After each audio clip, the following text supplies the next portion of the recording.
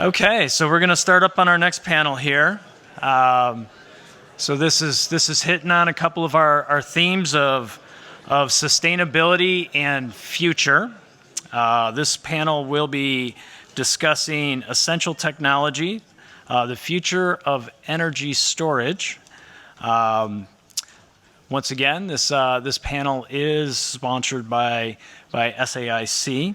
I'd like to introduce Carolyn Mercer. She's going to lead this panel. So Carolyn, the floor is yours. Okay, well, thank you very much. And boy, that last panel was fantastic. The whole idea about ISAM is really exciting. But I think we have some really exciting technology to talk about here as well. I'm the Chief Technologist for NASA's Science Mission Directorate. And I gotta say, I have seen very few missions that wouldn't benefit by having more power. More power, and that's for science, that's for human exploration, that's for ComSats. And of course, being able to use that power when needed requires energy storage systems, so specifically electrochemical energy storage systems that require ever more energy density. We want more power, but less volume. So that requires new technologies, that enables new applications, and it also requires advancements in safety because a lot of energy in a small space can cause problems if you're not very careful. So we're very fortunate to have this group of people here whose expertise spans that entire range from new developments to new applications and to safety, and also whose organizations span academia to government to industry and regulations. So let me first introduce the panelists, and then we'll cycle back and I'll ask each one of them questions. So we have Rohan Akolkar here. He's right here from the Case Western Reserve University. He's the Milton and Tamar Maltz professor and Ohio Eminent scholar here, and his research is on electrochemical systems, including materials and new battery formulations. Next to him is Jakupca, and he is from the Glenn Research Center, also here in Cleveland, and he's the fuel cell lead for the Glenn Research Center in the electrochemical and photovoltaics systems branch. Next there we have Judy Jeevarajan, who is the Vice President of Research at Underwriters Laboratories in the Electrochemical Safety Research Institute, which is part of the UL Research Institutes. And before her current position, she spent quite a few years down at the NASA Johnson Space Center as the lead for electrochemical safety systems for batteries down there. And then last but not least, we've got Madhu Raghavan, who's here from General Motors. He's the Global Research and Development Group Manager, which includes battery and propulsion systems. And for him, propulsion means for cars, but that's also electric and internal combustion. But he is also working on lunar mobility systems, and so I'm really excited to hear what he's going to tell us about that. So to start with, we're going to start with the advancements in the new technologies that will hopefully lead the way to exciting new capabilities. So Rohan, would you go ahead and tell us about the work that you guys are developing here at CASE and what you're excited about and what we should be looking forward to? Thank you, Carolyn. I'll introduce myself again, Rohan Akolkar. I'm a professor of chemical engineering here at CASE. And it's my pleasure to serve here on this panel. Energy storage devices, particularly electrochemical energy storage devices, there's a lot of interest, as you know, on developing high energy density or high power density devices that can hold a lot more energy per unit mass or per unit volume, and are also intrinsically safe and cyclable.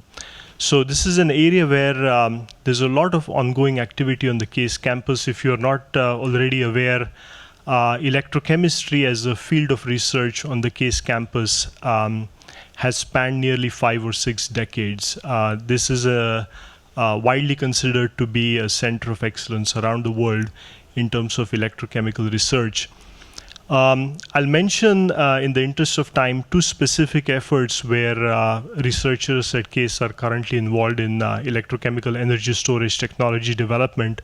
One is in the area of high energy density batteries. For several years, actually, we led a Center of Excellence on Energy Storage funded by the Ohio Federal Research Network. This was a collaboration across many Ohio universities, industries in Ohio, as well as NASA and Wright-Patterson Air Force Base on developing batteries, for example, the lithium-sulfur battery.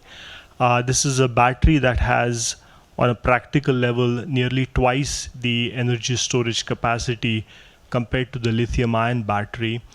However, it's widely known that when this battery is used, there are lots of degradation mechanisms that occur in this particular battery. This is one of the main reasons why this particular chemistry has not yet been commercialized.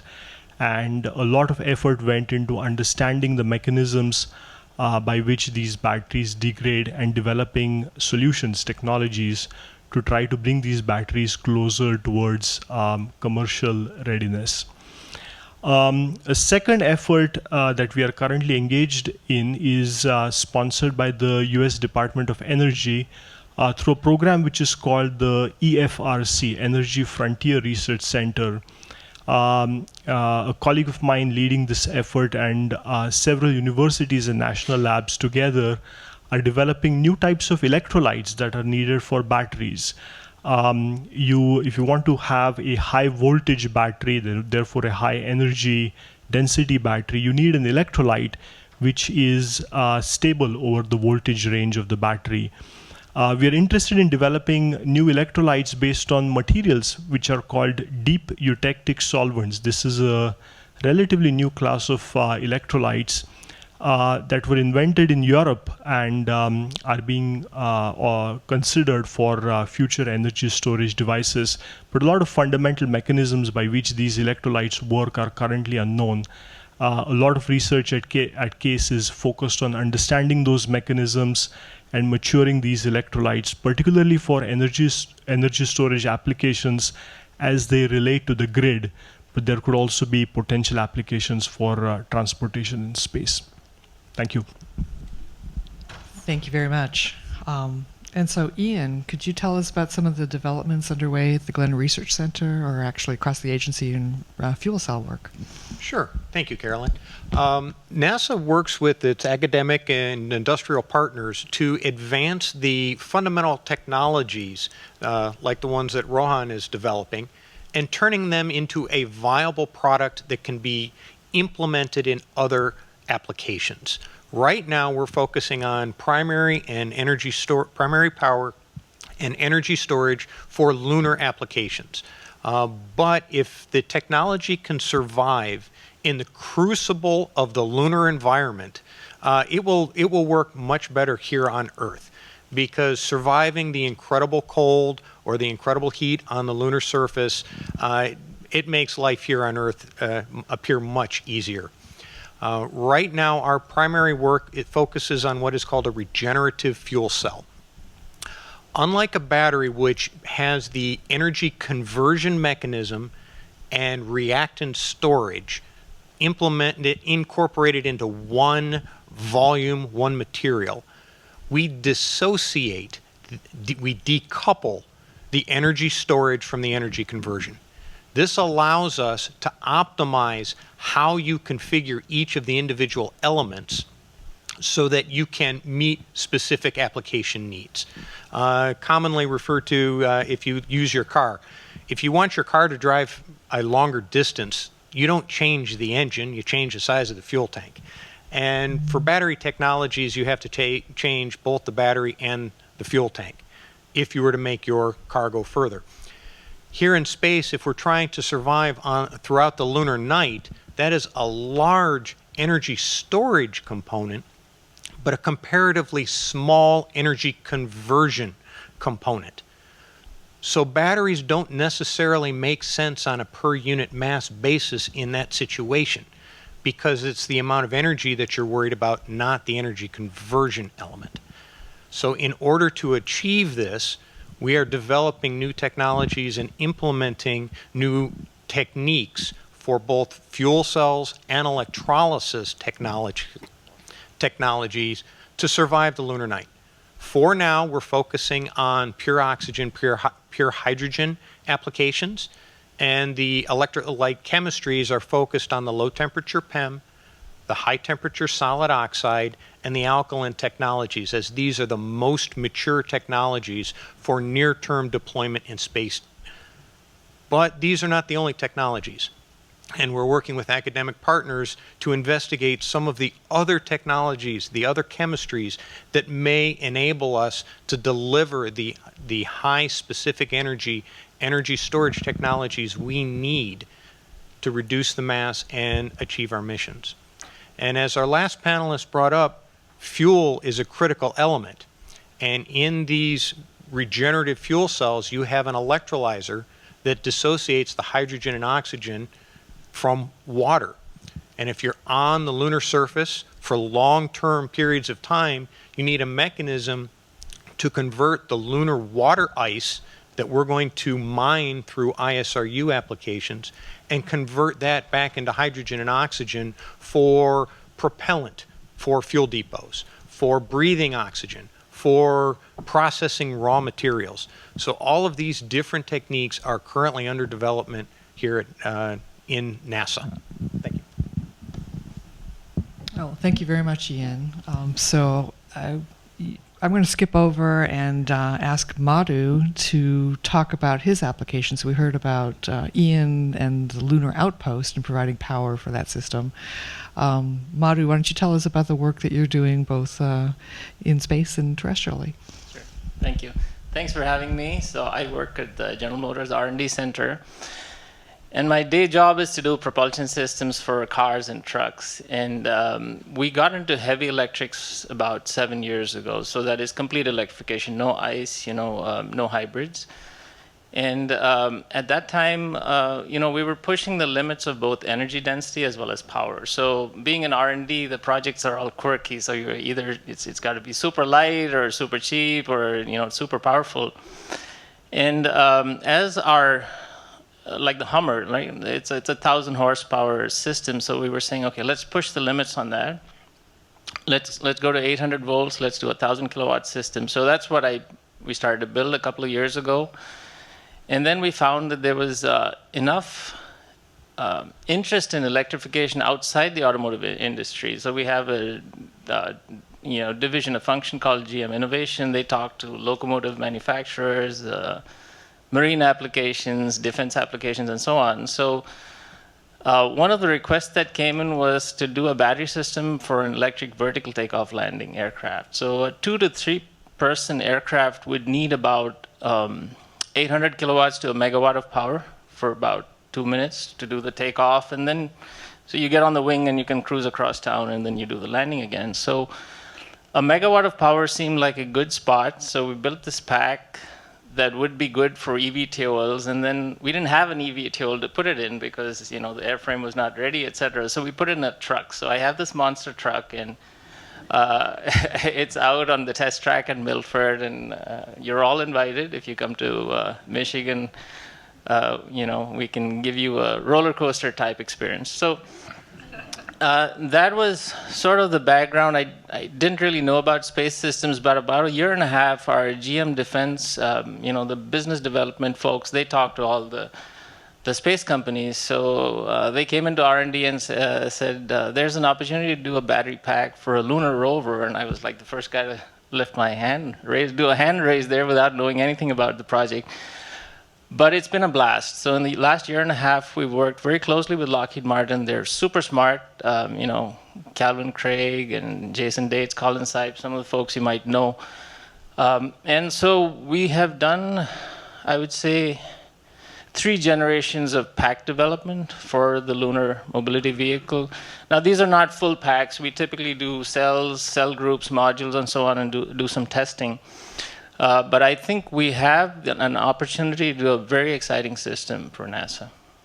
So I'll stop there because I could keep going on forever, but I'll turn it back to you, Carolyn. Okay, thank you. And I, for one, would love to take you up on that opportunity to go see that monster truck.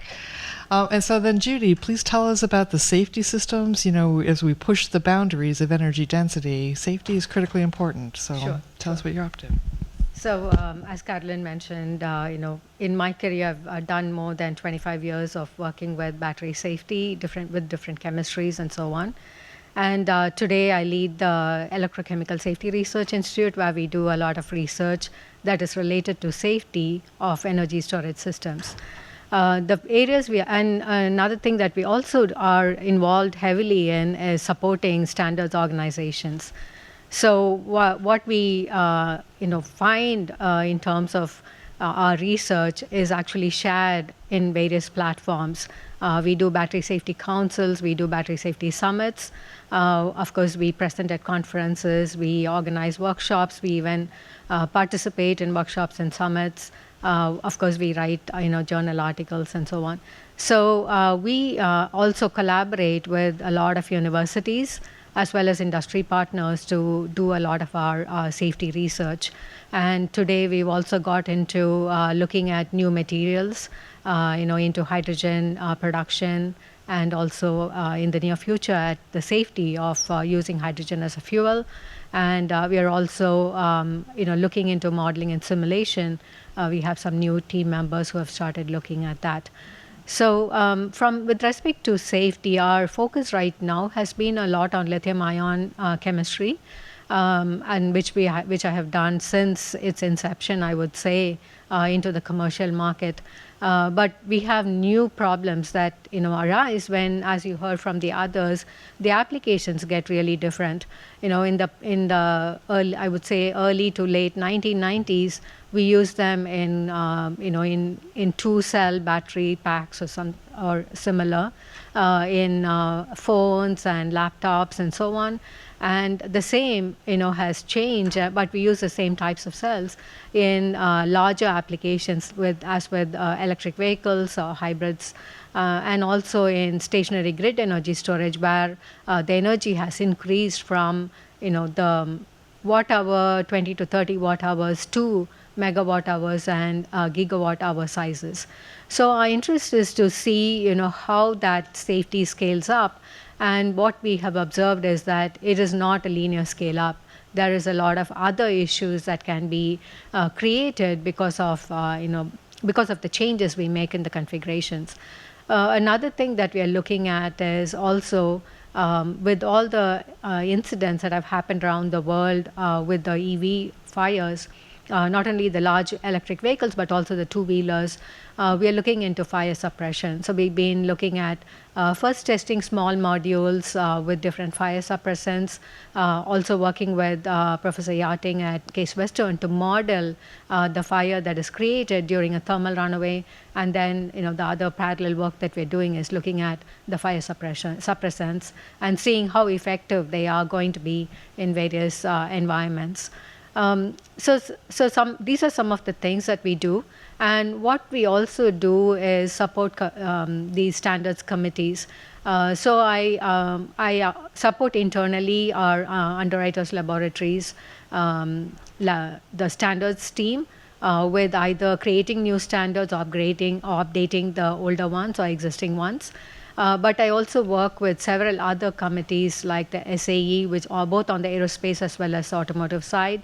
I work with AIAA. Actually, I'm still co-chairing the the standard that is being written for space battery safety. These are mostly associated with lithium systems. And I helped with the FAA, RTCA standards updates after the Boeing 787 incident and so on. So our data is very useful for people who are setting standards. And we also try to test the protocols that are written in the standards to confirm that the protocols give results that are consistent and reproducible. So that's how we are involved both on the research side as well as on the standards side. Okay, thank you very much. you know, I heard reference to both automotive and aerospace applications here. And at this conference, we've been hearing about commercialization and sustainability. So my question is, how much are we in the aerospace industry, because let's face it, our market is much smaller than the terrestrial market, how much are we currently leveraging research and products that are coming out of the terrestrial market into the space market, and how much could we be doing more perhaps? And then after we ask that question, then I'll ask you what makes us unique. But let's start with, what is it we're currently doing? How does that flow from the commercial market into, or the terrestrial market into aerospace? I'll take the first stab at that. As an engineer, inefficiency is a hateful thing, so we try and avoid that at all costs. Generally, we start with the terrestrial solutions to similar problems and look at different ways that it could be modified or optimized for aerospace applications. And in many cases, it's not a significant leap. But for energy storage technologies, there are substantial technology gaps in order to address the unique requirements for operating in space or at high altitudes. For space applications, for fuel cells in particular, here on Earth, we pull the oxidizer straight out of the air. That allows you to use a much broader range of materials. Chemical reactions and catalysts last a lot longer. Life is a lot simpler. In space, where mass is a substantial limiting factor, you don't have the mass margin available to bring nitrogen with you. So you have to use pure oxygen. And using pure oxygen limits your available list of wetted materials. It limits the life of your active chemical elements, and it significantly complicates the development and operation of your components as you integrate them into the system. So I would like to add, just from my previous experience, that the SBIRs and SDTRs are really good ways of transferring technology and inventions from industry, innovations from industry to the space environment.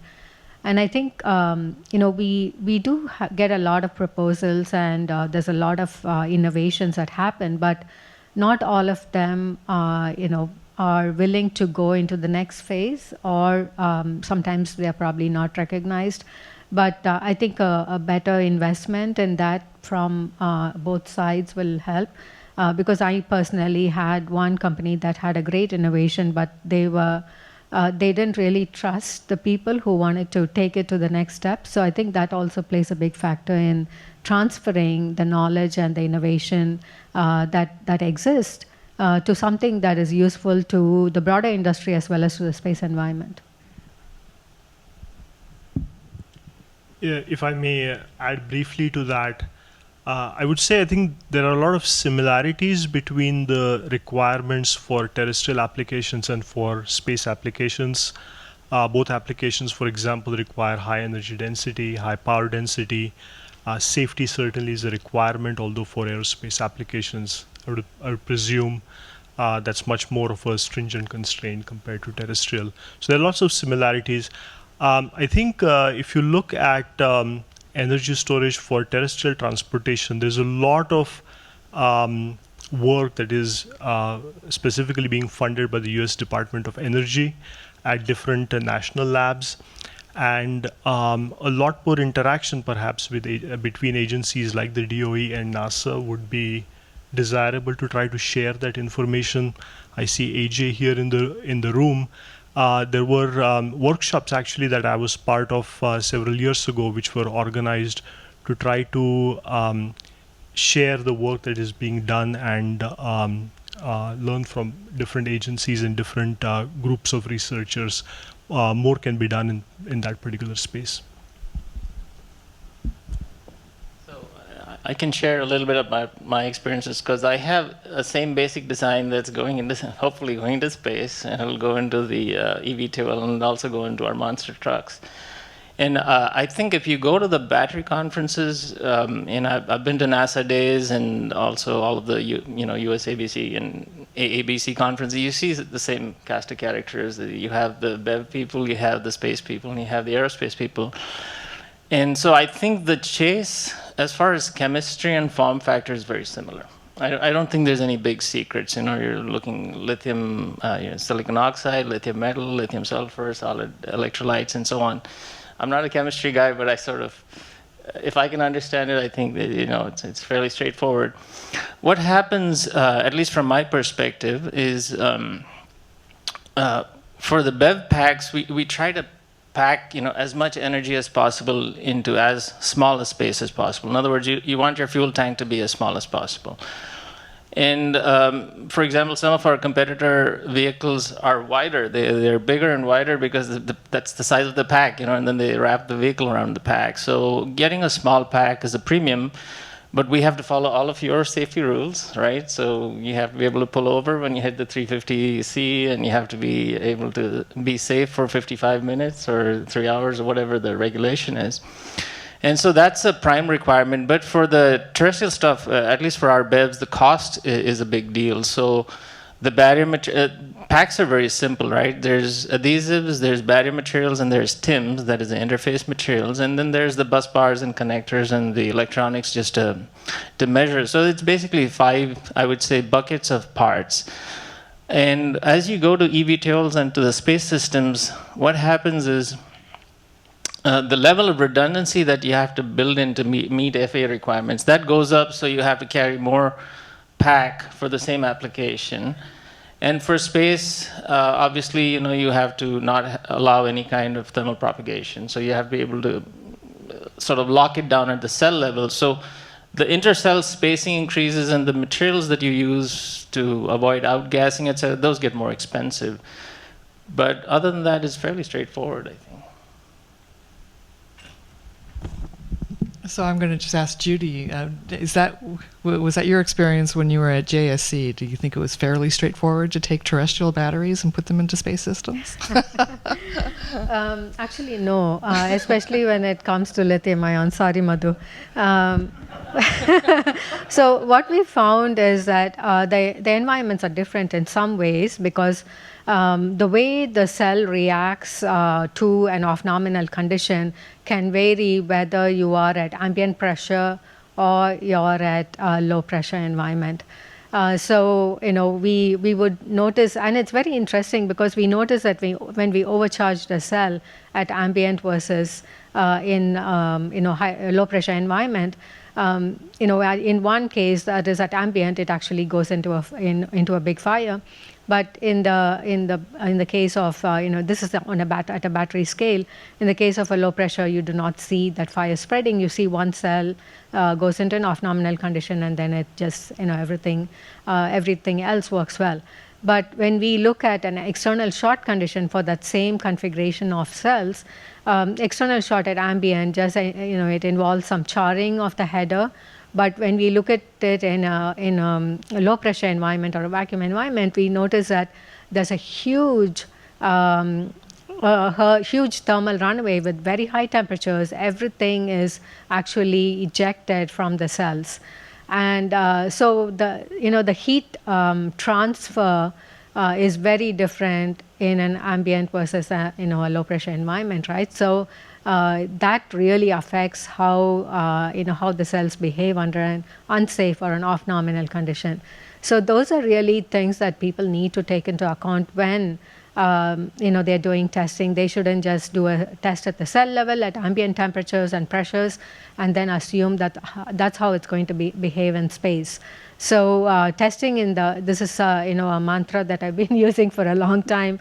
Testing in the relevant condition and in the relevant environment and the relevant configuration is extremely important.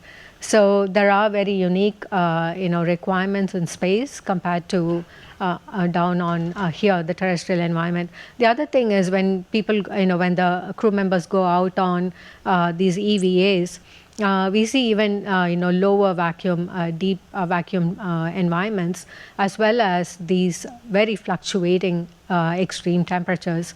So there's a lot of thermal as well as thermal cycling, as well as exposure to those deep vacuum conditions that are done on every battery that flies for human-rated space flight. For even the button cells, we expose them to a vacuum environment to confirm that they're not leaking. So there are some really unique requirements. But if you look at the number of batteries that fly for a space application compared to a terrestrial, it's very different. So you can do it for every single one that flies in to space, but it's not the same with terrestrial applications. Be allowed to defend my position. But I'll put in the qualifier. I'm an R&D guy, so what do I know, right? I'm not a production guy, and you have decades of experience in this. But yeah, we've done 3 levels of TVAC testing, 3 rounds of TVAC testing at a variety of locations, actually. So the structurally, the packs look very similar. What's different, I think, is of course, you have to meet TVAC, and we've tested all of the different form factors, pouches, cylinders, prismatic cans. And surprisingly, they all meet the requirements. So once you get past that, you have to make sure you can meet radiation. And then you have to be able to withstand launch, of course. And then there was talk about battery swapping, etc. So regolith is a big worrisome thing for us. So there's a couple of different architectures for that. But yeah, I totally in agreement with you. I did not wish to minimize the problem, but it's also, from my perspective, not impossibly hard. So. And thank you for that conversation, right? Because as we're trying to think more about using commercial products, it's really great to get that commercial perspective in it as well. And I'm just curious, does the Hummer go through the same temperature testing as a lunar vehicle? It's not, surprisingly, it's not different because the electronics is very well protected on a space application. Okay. You just don't expose it to the environment. So I'm assuming, and that's what my Lockheed friends tell me, it'll sit in a box that's in a reasonable, it's a reasonable temperature. Pressure, of course, is an issue, but we've tested to hard vacuum, so we don't think we're not scared of that at all. There are radiation materials, so I think we're on a good track, yeah. Excellent. And so we do welcome questions from the audience, and I don't know if someone's going to feed me online questions or not. But I do have another question for you guys.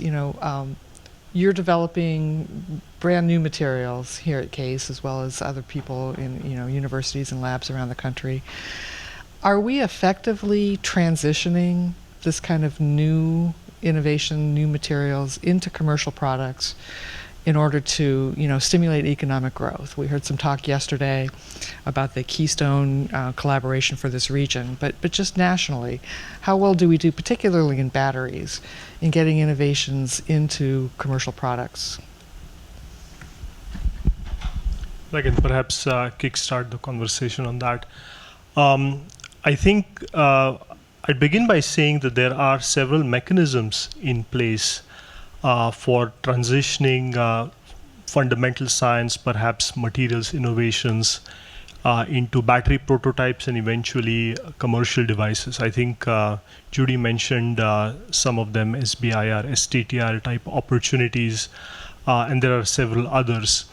However, I'll point out that in general, innovations of the type that lead to high energy density or high power density devices, these are innovations that are typically rooted in innovations of materials. You need new types of battery electrodes that have a certain capacity to store the fuel, lithium in this case, or new types of electrolytes that allow you to transport lithium ions more effectively.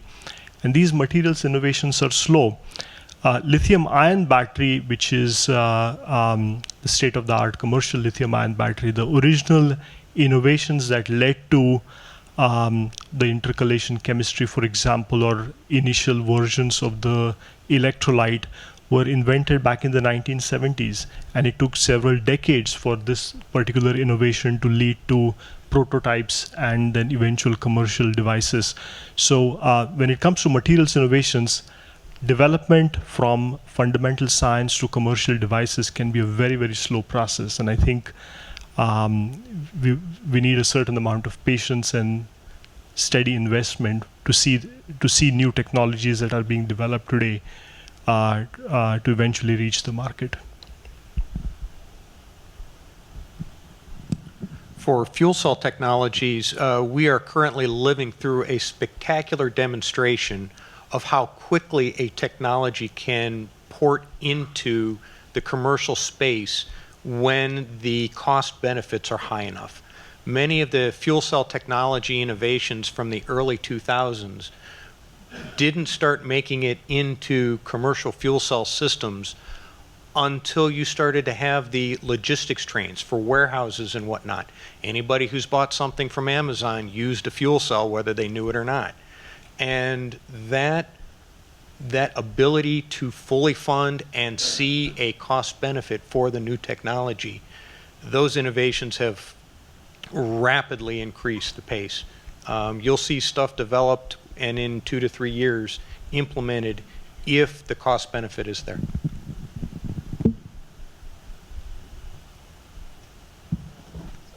So in our experience, we're seeing a lot of startup activity with really, and university labs too, with exceptional, like fast charging and things that exotic, I think, behavior. And our yardstick, our benchmark for success is if there's a line that can spit out, consistently, like tens of thousands of cells with consistent quality. That's kind of when we're ready to take them seriously. It's not that we look down at any of the startups or anything. You have to start somewhere, but sometimes you can hand build these onesies and twosies and get really good traces out of them, but then it's hard to kind of mass produce. And we're seeing that with a lot of the solid electrolyte startups. I mean, we wish them well, of course, and I'm talking to all of them, but we're not seeing like the high volume, high energy density stuff yet. So from my perspective, being on the nonprofit side of Underwriters, Laboratories, Research Institutes, we are very interested in collaborating to make sure that we encourage that type of innovation.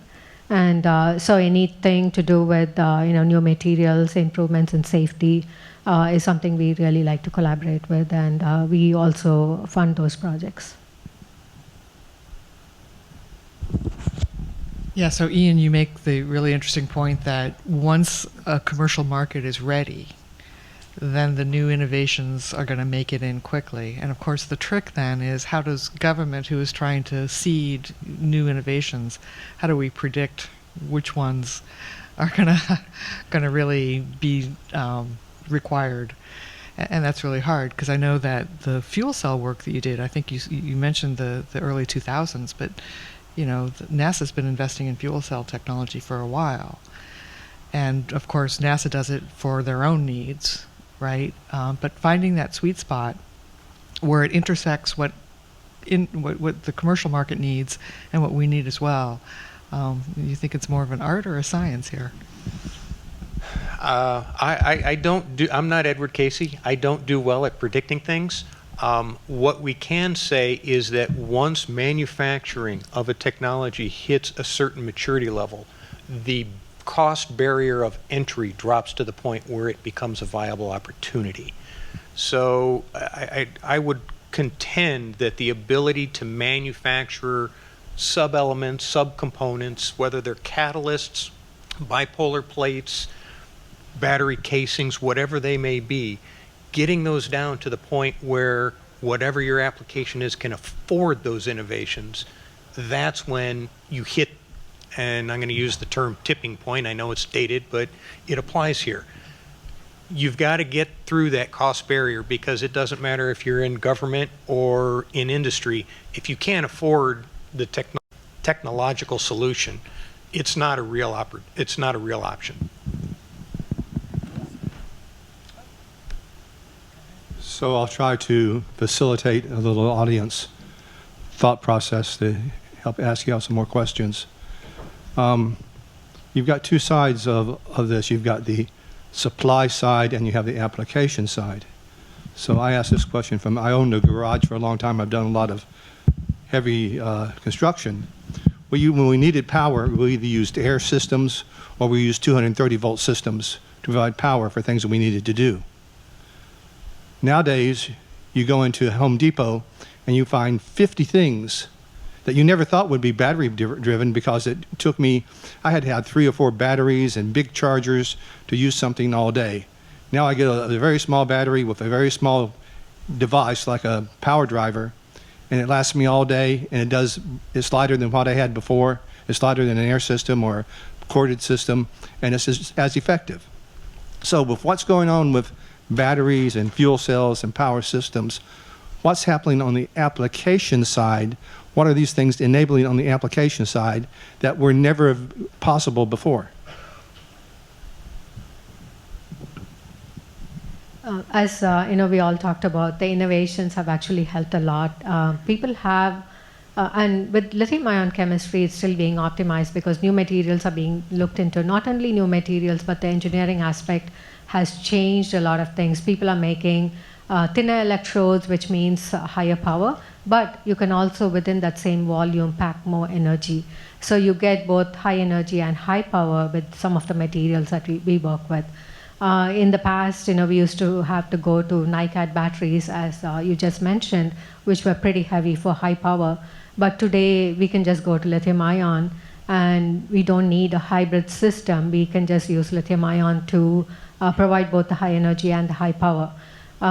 So those innovations are what have actually brought about the lighter and also smaller volume-wise systems today. And the other part of it is the long life. We have improved the electrolytes to be able to provide a much higher number of cycles as well as a longer calendar life. If you look at the ISS batteries today, they are lithium-ion. We replaced them, I think, fully about 2 or 3 years ago. And we actually were able to reduce 3 nickel hydrogen batteries to 1 lithium-ion battery, and so we saved a lot more space. Not only that, nickel hydrogen was able to give 30,000 cycles very easily, and you could go for 15 to 20 years of life with it. Lithium-ion is probably not there in terms of life, in the number of years, but I think you could still get at least 10 years of life from it, as I think Madhu would also tell us for the vehicles, they have extended the life of the battery. So it's all those innovations that have actually helped with all the advantages that you're getting these days with your portable devices. Yeah, and if you'll allow me to look very future looking, right? So clearly advances in energy storage is going to allow us to do things with lower mass and get more power. But things that are truly enabling, if we could get really high energy density batteries, we could put them on EVA packs. And so the astronauts at the lunar outposts can carry a lot more equipment than they otherwise could. Have lights to illuminate, where they're going, all kinds of instruments. Fuel cells, regenerative fuel cells could enable us to actually operate science instruments during the lunar night. We talked about onboard data processing. We need advances in computation, and that's going to take way more power. And so more energy density systems are going to let us add a lot more automation to our spacecraft. And then at the really extreme end of things, the Glenn Research Center is working on batteries that can survive and operate on the surface of Venus. So, a couple 100 degrees Celsius operations. And then we're also looking for batteries that could survive very cold or operate during very cold temperatures for the permanently shadowed regions on the moon, and also on planets or moons like Europa and Enceladus, where we'd really like to explore to find indicators of life. So energy storage matters a lot. And I'm going to bring up a point. Earlier I mentioned the crucible of operating on the lunar surface. Some of the technologies we're developing for this, under regenerative fuel cell umbrella, include key elements that apply here on Earth to the hydrogen economy. Under ISRU, we're looking at processing extremely dirty lunar water. And if we can process the harsh chemicals that we're likely to find in lunar water, we don't need to include all of the power and mass and complexity to clean up our limited water source here on Earth in order to support a hydrogen economy. By having the fuel cells and electrolyzers operate under different conditions, we can start to consider seasonal energy storage or otherwise optimize load balancing for utility grid applications. So somewhat unique to the fuel cell technologies, that's where those innovations are likely to start seeing some benefit here on Earth.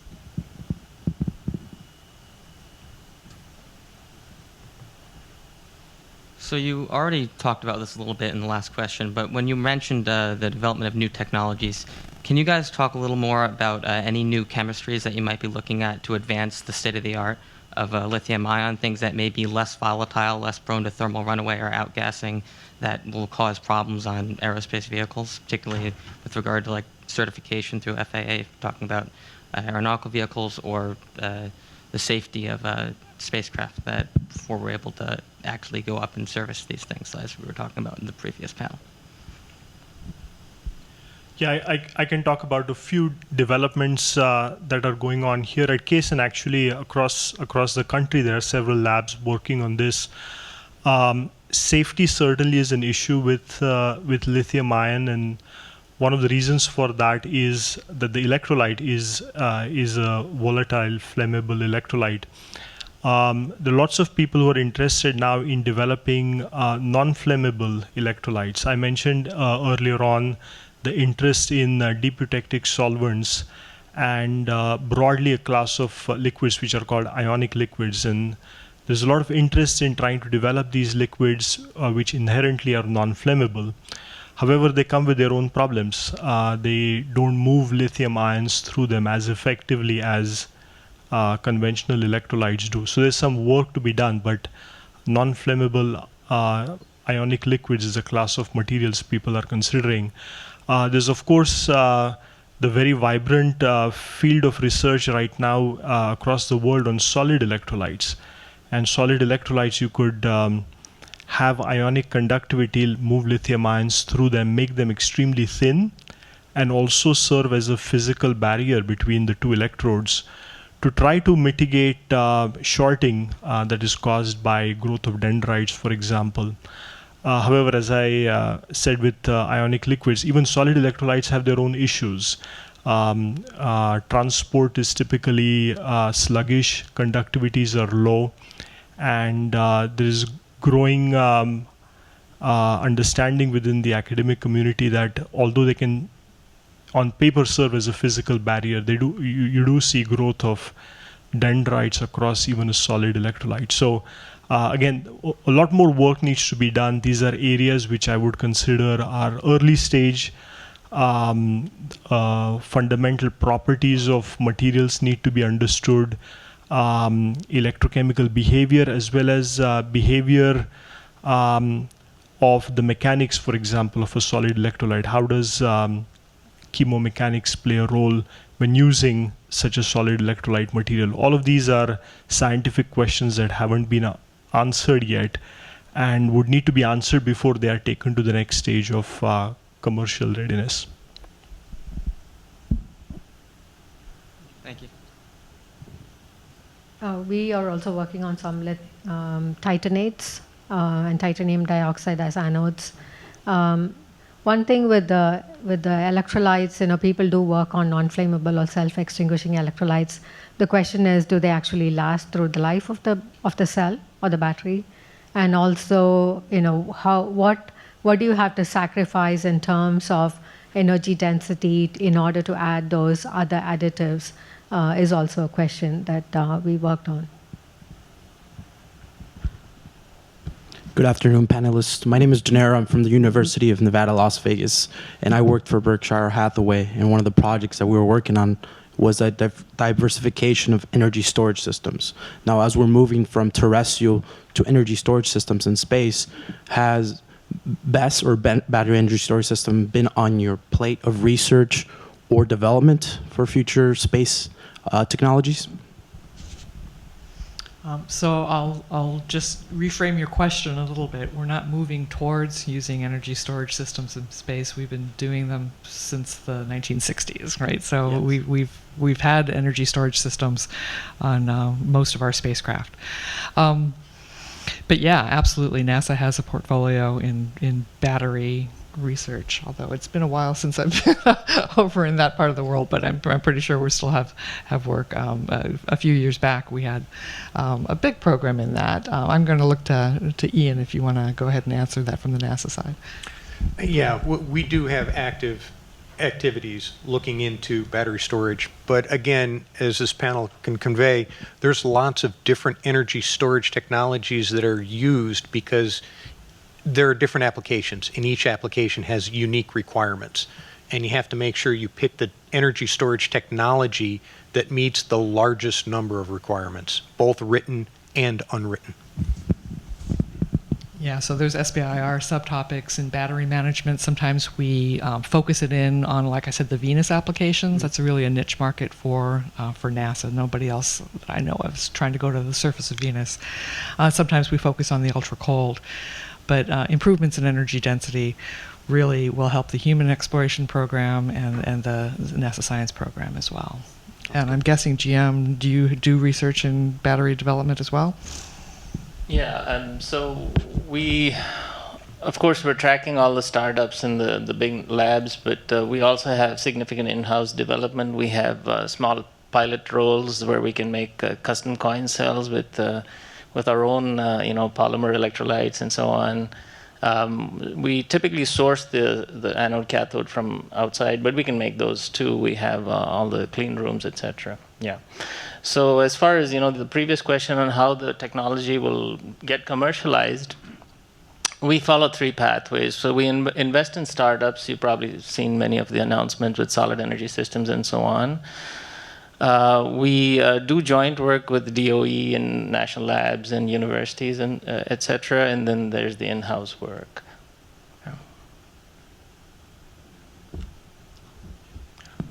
Hi, yeah, thank you for the great talking today. And just I'm curious about battery to a lot of safety criteria and then standard about to ensure the battery safety. So just I want to ask about the what kind of process about the when building the battery safety standard, and also what kind of collaboration between the standard maker and then the industries, how they work together when developing a battery safety standard.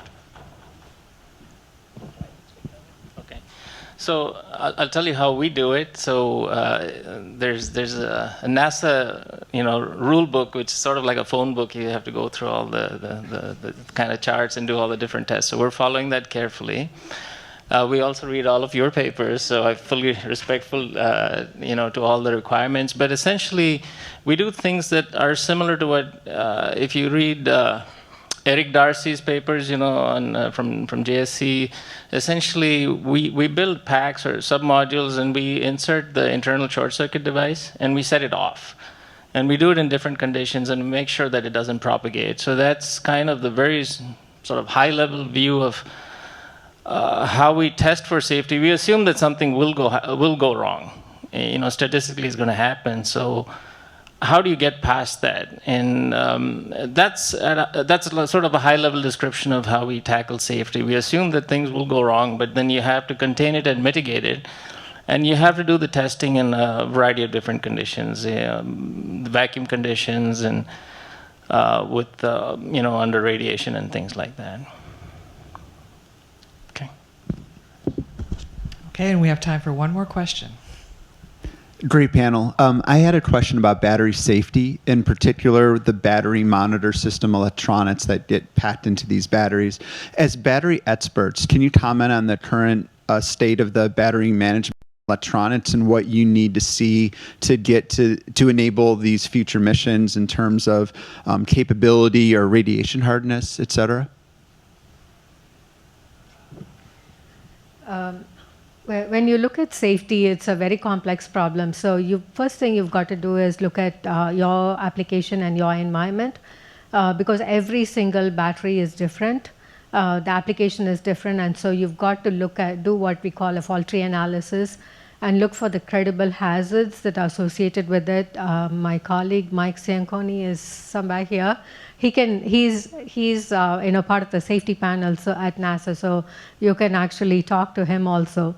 But the bottom line is to make sure that you understand all the credible off-nominal conditions that can happen in your particular application, and make sure that you prepare your battery not only with the BMS but also with the design itself, to make sure that you do not have, like as Madhu mentioned, even if you had a failure, it should not propagate. With respect to the battery management system, every single electrical fault or environmental fault should be taken care of. If it doesn't react fast enough, then you're going to have a problem. But if it reacts too soon, then that's a nuisance issue too. So you've got to find a balance with your design on where that right setting is for your safety controls.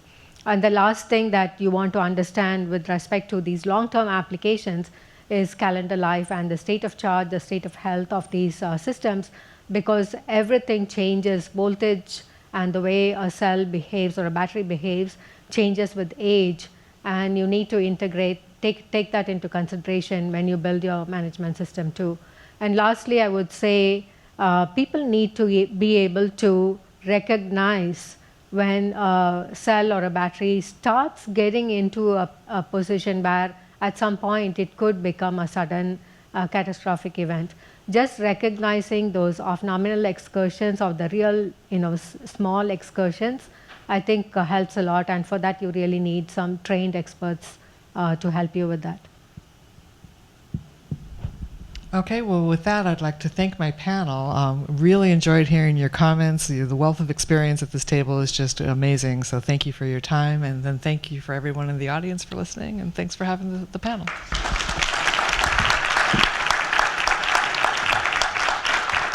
Thank you very much, Carolyn, panel, everybody. That was an excellent discussion. We appreciate it.